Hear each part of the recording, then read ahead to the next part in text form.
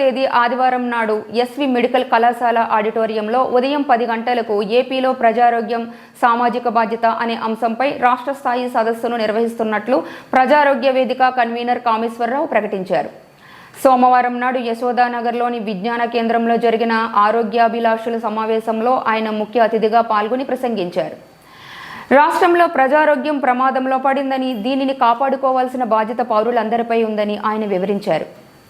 ఆరోగ్య రంగంలో అనేక సంస్కరణలు చేపట్టిన సీనియర్ ఐఏఎస్ అధికారులు డాక్టర్ సుజాతారావు, డాక్టర్ పివి రమేష్లతో పాటు పలువురు ఆరోగ్య నిపుణులు కూడా పాల్గొంటారని వివరించారు. ఈ సదవకాశాన్ని తిరుపతి నగరంలోని డాక్టర్లు, ఆరోగ్య సిబ్బంది, రుయా మెటర్నిటీ, ఆయుర్వేదం, స్విమ్స్ ఆసుపత్రులలో పనిచేస్తున్న సిబ్బందితో పాటు తిరుపతి నగరంలోని మెడికోలు, నర్సింగ్ విద్యార్థినులు, సంబంధిత రంగాల వారు కార్యక్రమంలో పాల్గొనాలని ఆయన పిలుపునిచ్చారు.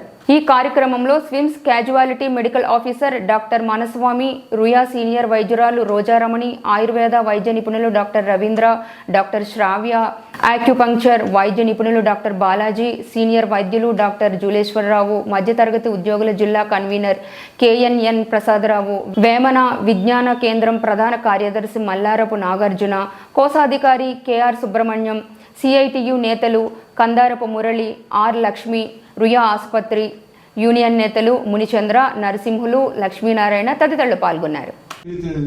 ఎందుకంటే డాక్టర్ గారు ఆయన వాళ్ళకి వేరే షాప్ ఉందండి, ఆయన అమ్మటం కోసం పెట్టుకోవచ్చు అండి చెప్పారు. నేను ప్రాక్టికల్గా నేను అనుభవం చెప్తున్నాను, అంతేగాని ఏదో ఇందాక కూడా చెప్పాను మీకు, ఇదేదో యూట్యూబ్లో లేకపోతే ఇంకొకటి చెప్పింది సమాచారం కాదు. సో వాతావరణం ఎలాగుంది, వాడికి ఏదైనా వాతావరణం వచ్చిందంటే మనకు అసలు రోగాల పరిస్థితి కనుక చూసుకుంటే చాలా భయానకంగా. ప్రతి నలుగురిలో ఒకటి షుగర్ పేషెంట్ ఉన్నాడు. అది చూసుకున్న దాకా అతనికి తెలియదు షుగర్ పేషెంట్ అని. అలాగే హైపర్ టెన్షన్లో ఆల్మోస్ట్ ఇద్దరిలో ఒకరికి ఉంది. ఇప్పుడు అది కాకుండా thyroid another added disease. Thyroid చాలా ప్రివలెంట్గా ఉంది. దాంతోపాటు క్యాన్సర్ ఇప్పుడు ఈ మధ్య కాలంలోనే వాళ్ళు డూయింగ్ స్క్రీన్, హైపర్ టెన్షన్ ఏంటి, డయాబెటీస్ ఏంటి, తర్వాత క్యాన్సర్ ఏంటి, వీటన్నిటికి సంబంధించిన వివరాలు తీసుకుంటారు. ఆ స్క్రీనింగ్ రిపోర్ట్ లో మొన్న అంటే దాదాపు 25 రోజుల క్రితం వచ్చినటువంటి కేసులు ప్రొఫైల్ పెరుగుతుంది, ఉన్న వసతులు తగ్గిస్తున్నారు, మెయింటెనెన్స్ లేదు, మందులు లేవు. ప్రభుత్వం ఏం చేస్తుంటే దీన్ని ఇన్సూరెన్స్ మోడల్లో తీసుకొస్తాం అని చెప్తారు.